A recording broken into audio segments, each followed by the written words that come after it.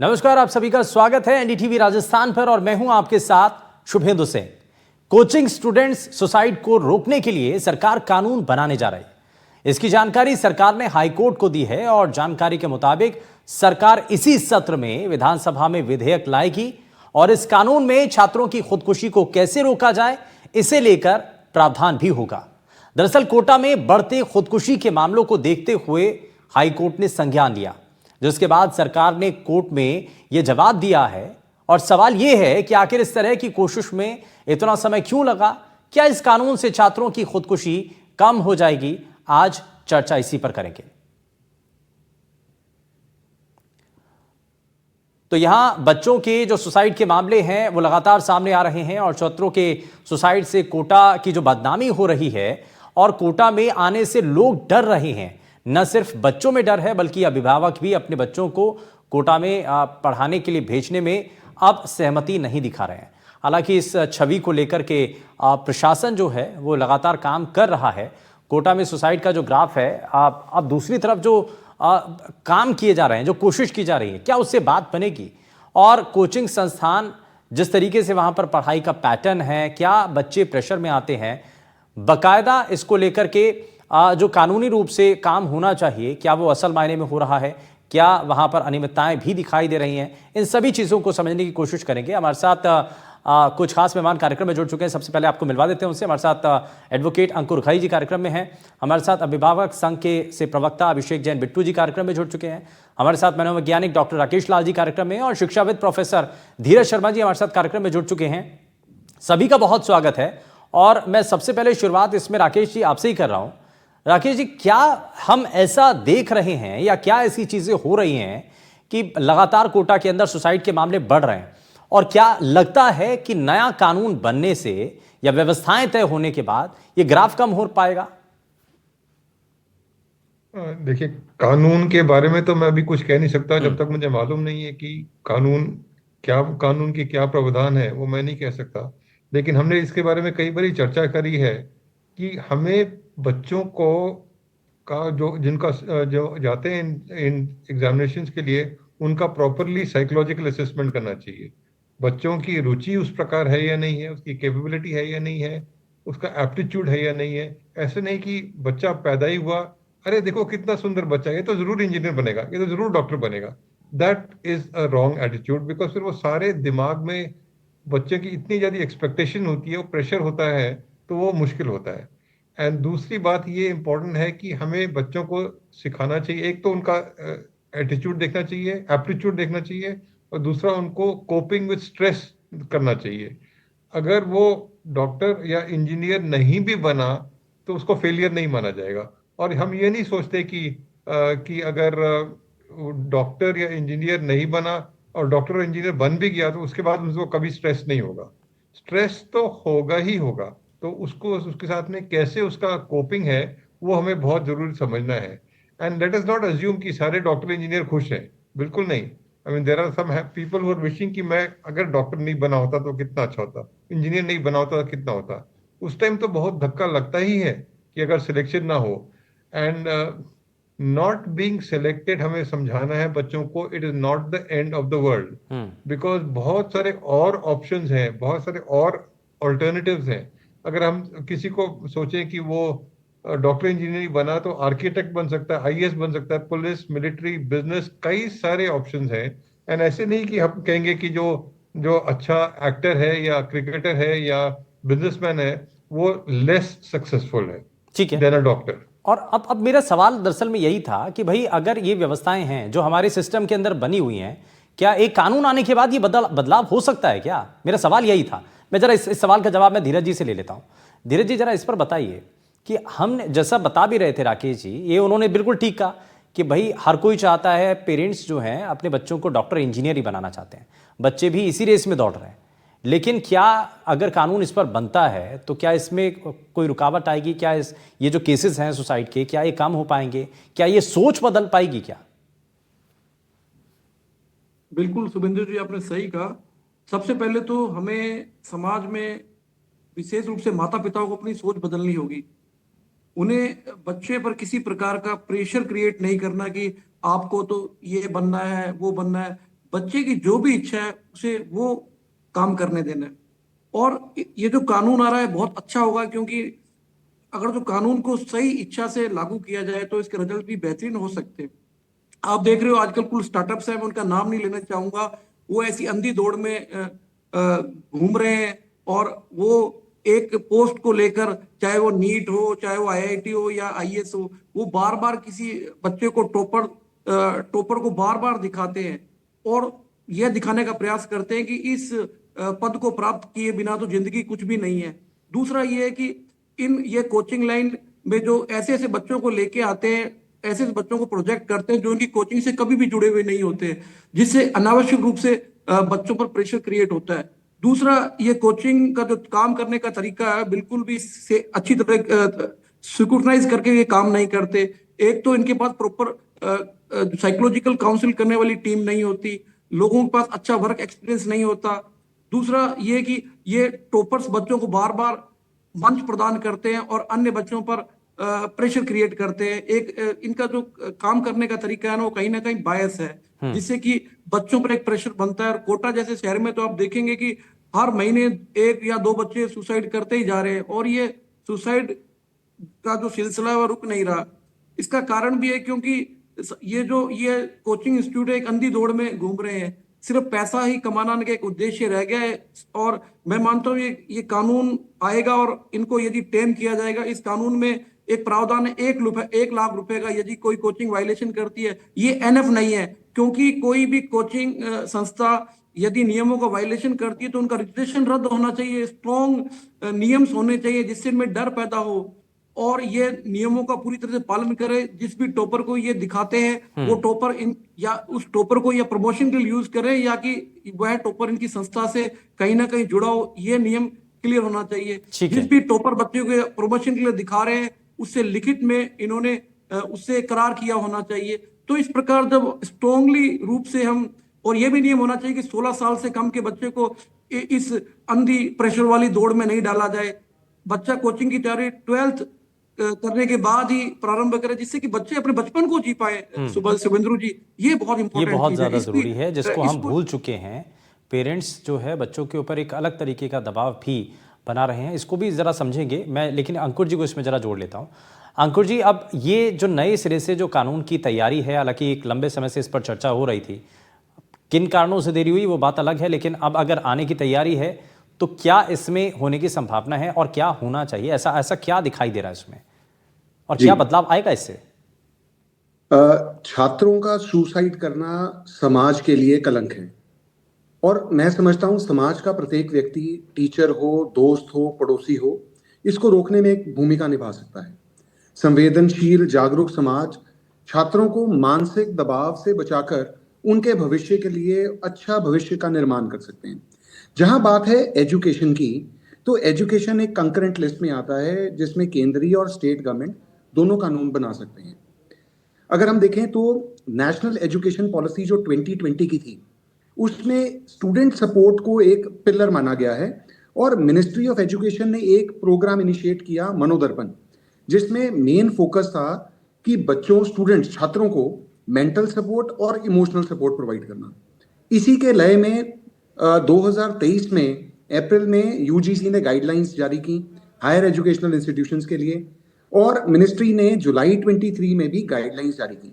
हालांकि कई states, Bihar, Goa, UP, Karnataka, Manipur, ये एक्ट लेकर आ चुके हैं, पर जो Rajasthan coaching centre control regulation bill 2024, इसकी मैंने कॉपी पढ़ी है। इसका मकसद है कोचिंग सेंटर्स को कंट्रोल करना, रेगुलेट करना, एक मिनिमम स्टैंडर्ड रजिस्ट्रेशन के लिए वो होना, बच्चों की करियर गाइडेंस, साइकोलॉजिकल काउंसलिंग, जैसे कि राकेश जी ने कहा, एक उनको स्ट्रेस रिड्यूस करना, और बच्चों की ओवरऑल ग्रोथ के बारे में है।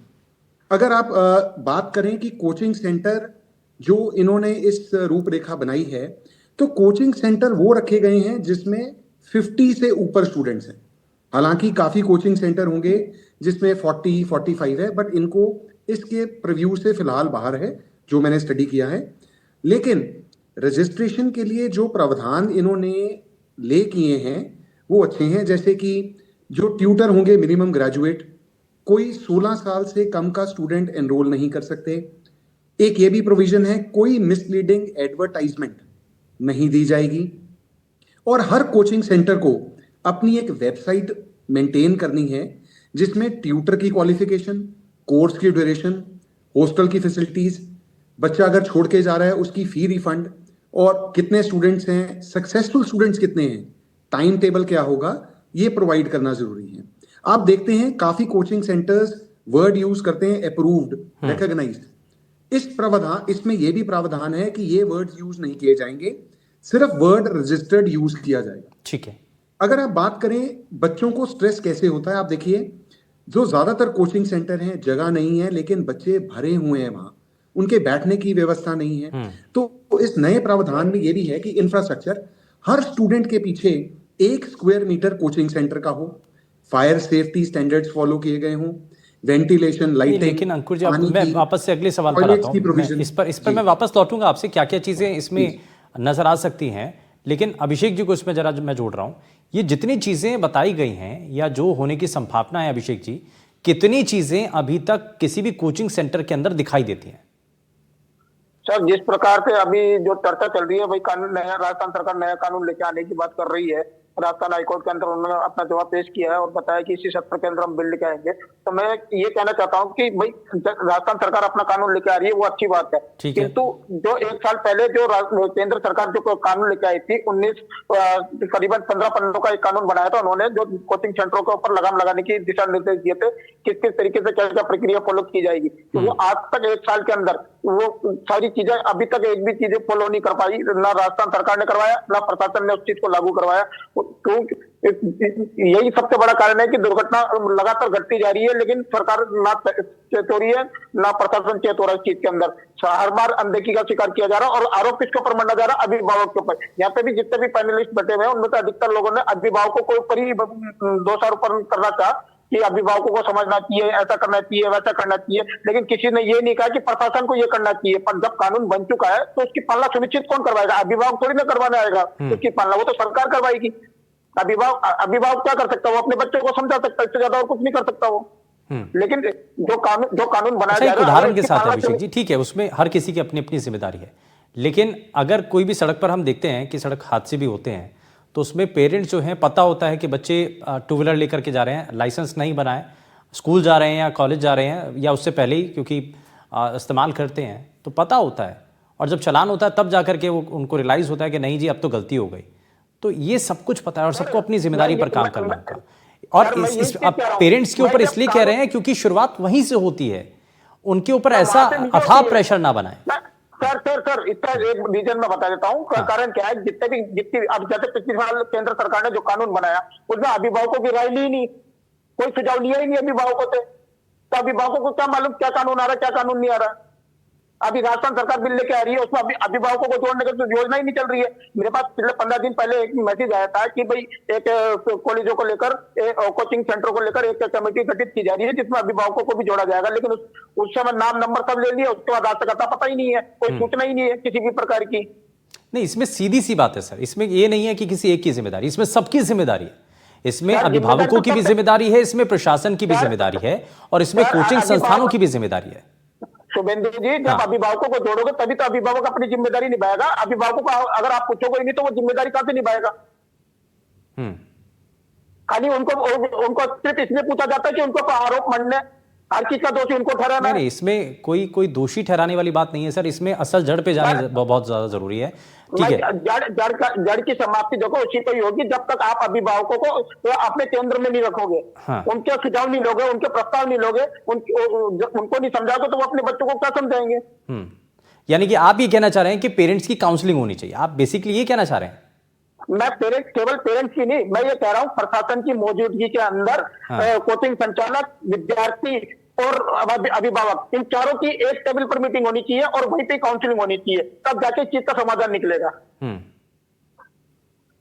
ठीक है, इसमें धीरज जी को मैं जरा जोड़ता हूँ। धीरज जी, एक यहाँ ये सवाल है कि भाई पेरेंट्स की, ये बड़ा वाजिब सा भी सवाल है, जब पेरेंट्स को नहीं पता है कि करना क्या है, सिर्फ सुना सुनी बातों में अगर बच्चे को उसी दिशा में आगे बढ़ा दिया जिसमें बाकी चल रहे हैं, है ना, वो भेड़ चाल में चला देना वो क्या सही है?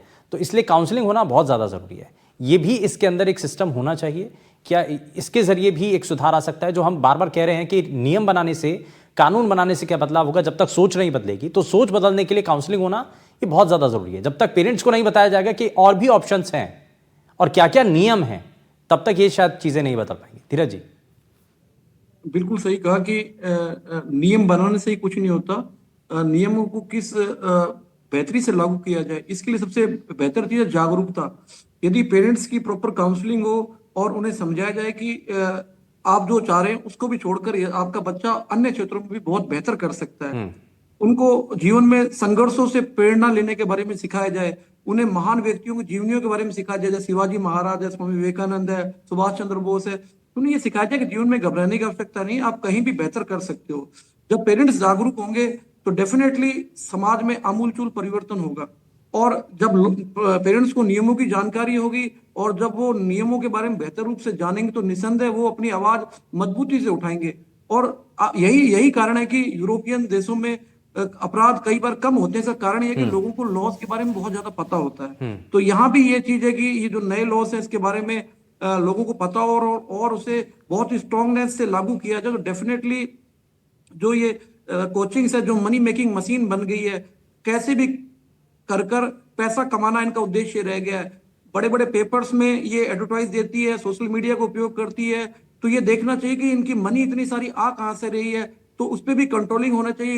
इन कोचिंग्स पर बहुत ज्यादा टैक्स भी लगाना चाहिए, क्योंकि ये बहुत तेजी से स्काई रॉकेटिंग तरीके से इनका बिजनेस बढ़ता जा रहा है। और इसमें भी बहुत ज्यादा ये अकाउंटेबल नहीं है, इनके रिकॉर्ड्स पूरी तरह मेंटेन नहीं है। और आपने देखा होगा हाल में ही कुछ इंसिडेंट हुए हैं, कोई जमीन दिल्ली के अंदर जमीनी लाइब्रेरी में पानी भर गया है, एक जयपुर की कोई घटना हुई है जिसमें विद्यार्थी प्रताड़ित हुए हैं। तो कहीं ना कहीं इंफ्रा आपके पास होना चाहिए बनाना, जिससे लोगों में उनके प्रति भय पैदा हो, डर पैदा हो। और पेरेंट्स को तो जागरूक करना ही होगा इसके लिए, ताकि वो अपने अधिकारों के लिए खड़ा हो। और बच्चों के लिए प्रॉपर काउंसलिंग की व्यवस्था होनी चाहिए, साइकोलॉजिस्ट भर्ती किए जाने, हर कोचिंग में भर्ती किए जाने चाहिए।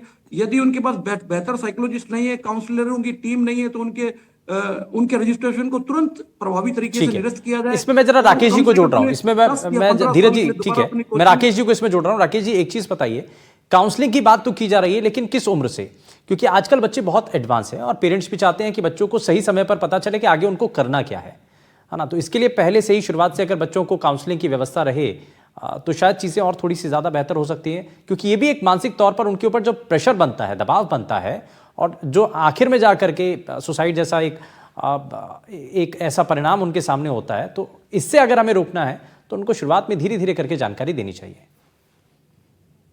बिल्कुल। अमित, आपने पूछा कितनी उम्र से होनी चाहिए? जितनी उम्र से बच्चा पढ़ने लग जाता है, बिकॉज हमें उसका सबसे पहले काउंसलिंग की बहुत सारी चीजें होती है। एक तो होता है कि असेसमेंट करना कि उसमें किस चीज की क्षमता है, कि क्या कैपेबिलिटी है, और दूसरा है कि बाद में भी जब उसका सिलेक्शन हो भी जाए उसके बाद भी उसे इमोशनल सपोर्ट की जरूरत होती है। कई बार कई सारे धक्के पड़ते हैं तो इमोशनल सपोर्ट की जरूरत होती है। So there is no minimum age of counselling. जब से उसने तैयारी करना शुरू किया अपने एंट्रेंस एग्जामिनेशन का, या जो भी कुछ कोटा में भी जाने के लिए एंट्रेंस एग्जाम होते हैं, मतलब बहुत सारी चीजें होती हैं। पर अब ये जो कानून की बात है, कि कानून तो जरूर महत्वपूर्ण है, इट विल डेफिनेटली हेल्प, पर आपने ठीक बताया कि सोच बदलना इज द फर्स्ट स्टेप। फिर कानून जरूर मदद करेगी, सभी पहलुओं को अगर वो ले तो जरूर मदद करेगी। और एक चीज है कि जो पहले भी जो इन्होंने हमारे साहब ने बताया कि जो अखबारों में है कि ये टॉपर वो टॉपर, सबकी फोटो आ गई, मतलब दैट इट शोज कि they are the only successful people, तुम तो रह गए। वो बिल्कुल गलत है कि वो सब कानून के दौरान ही, कानून के द्वारा ही बदलना चाहिए। कि let us not have this कि glorifying the person who have topped. मतलब सभी लोगों ने इक्वली कोशिश करी है, किसी को ज्यादा नंबर आ गए, किसी को कम आ गए, ये नहीं कि उसने कोशिश कम करी है। और दूसरा चीज कानून में होना चाहिए that every centre should have a psychologist, मनोवैज्ञानिक होना चाहिए, क्योंकि वहां पे कहीं ना कहीं जरूरत होती है। और मनोवैज्ञानिक अगर साथ में ही रहता है, वो पहचान लेगा कि इस लड़के में कुछ प्रॉब्लम है, इसका चाल चलन बदलाव आ रही है, इसका कुछ बिहेवियर में बदलाव आ रहा है, इसको थोड़ा ध्यान से देखा जाए। बिकॉज यही लोग हैं जाके जो, जैसे मैंने पहले भी कहा था कि लोहा कितना भी तगड़ा हो, अगर आप बार बार हथौड़ा मारे तो टूट जाएगा। अगर इस पे बार बार बच्चे पे आप प्रेशर मारते रहो तो वो जरूर टूट जाएगा, उसका सामना, उतनी ताकत नहीं है उसमें, वो नहीं कर पाएगा। ठीक है, तो ये कुछ सुधार। अच्छा, मैं इसमें अंकुर जी को जोड़ता हूँ। अंकुर जी, आप कुछ बता रहे थे, और अगर हम बाकी जगहों पर देखें तो ऐसे जब नियम बनते हैं तो उनमें और क्या क्या प्रावधान होते हैं? प्लीज। जो मैं राजस्थान के कोचिंग सेंटर बिल की बात कर रहा था, इसमें एक बहुत इंटरेस्टिंग सेक्शन है, सेक्शन 11, जो मैंने पढ़ा जी। और मुझे काफी हद तक आज की सिचुएशन में ये वैलिड भी लगा। इसमें सेंटर्स पे ऑब्लिगेशन है कि वो प्रोस्पेक्टस इशू करेंगे।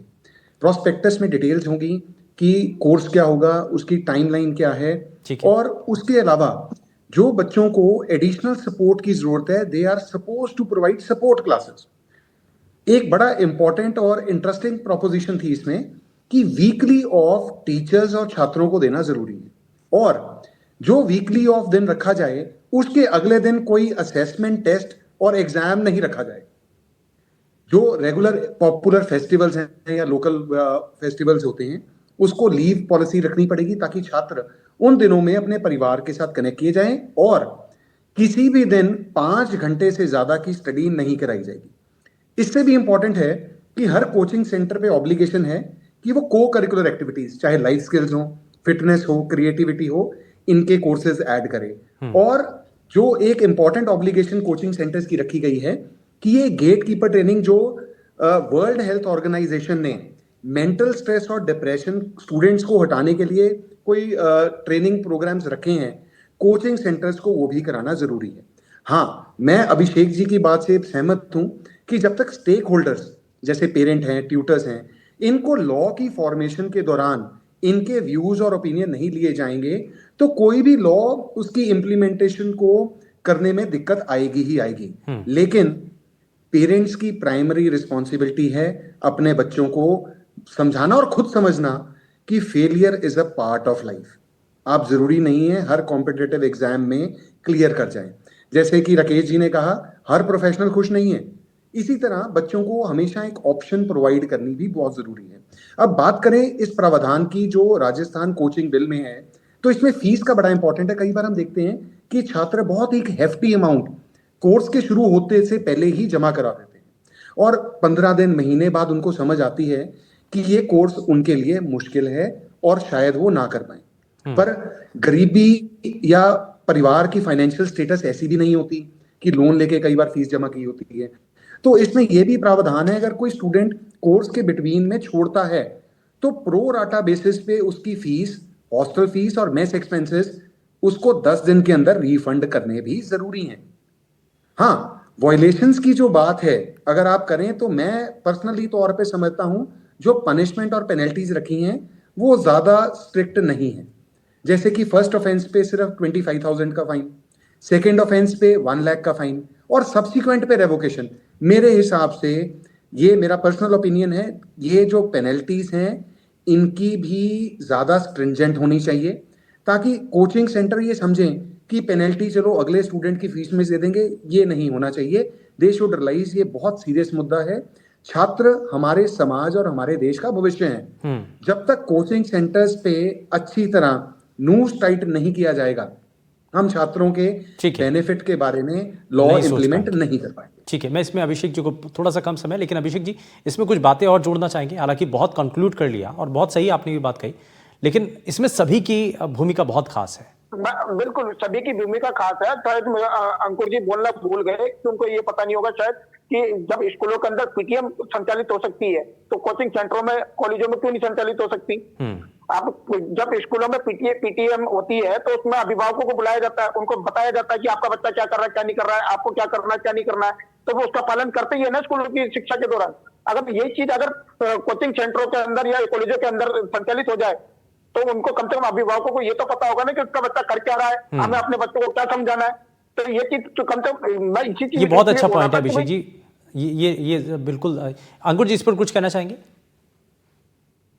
बात कर रहा था, स्टेक होल्डर्स की इन्वॉल्वमेंट लॉ फॉर्मुलेशन से पहले बहुत इंपॉर्टेंट है। हाँ। कुछ पॉइंट्स है, अब जैसे इस प्रावधान में एक रेगुलेटरी अथॉरिटी बनाई जा रही है, वो अथॉरिटी बॉडी कॉर्पोरेट है। हाँ। उसमें 2 मेंबर्स पेरेंट स्टूडेंट सोसाइटी के भी रखे गए हैं। हाँ। अब जब रिप्रेजेंटेटिव किसी भी सेगमेंट के आएंगे ठीक है। तो उसका पक्ष अपने आप अथॉरिटी में रखा रखा जाना जाएगा। जरूरी है। और ये उसकी बड़ा value भी बड़ा होती है। वैलिड पॉइंट है मैं- कि भाई मैं पता तो इनकी चले कि बात से बच्चे का सहमत हूं। स्टेटस क्या है, वो पेरेंट्स को समय मैं समय इनकी पर बात पता से चल सहमत जाएगा। हूं। और जी, ये अभिषेक क्योंकि जी की अक्सर बात ऐसा से ही होता है सहमत कि आखिर में जाकर के पता चलता है। ये बड़ा वाजिब सी बात है। और बहुत शुक्रिया सर, सभी खास मेहमान हमारे साथ कार्यक्रम में जुड़े, आपने अपना कीमती समय दिया है और कोचिंग संस्थानों को लेकर के जो एक लंबे समय से कानून का इंतजार था उसकी तरफ अब कदम आगे बढ़ता हुआ दिखाई दे रहा है। तो क्या उसमें होने की संभावना है और कैसे उससे सुधार हो सकता है, क्या सुसाइड का ग्राफ कम होगा, इसी को लेकर के हमने चर्चा की है। यहाँ रुक रहे हैं एक छोटे से ब्रेक के लिए, आप कहीं मत जाइएगा, बने रहिए एनडीटीवी राजस्थान के साथ। नमस्कार।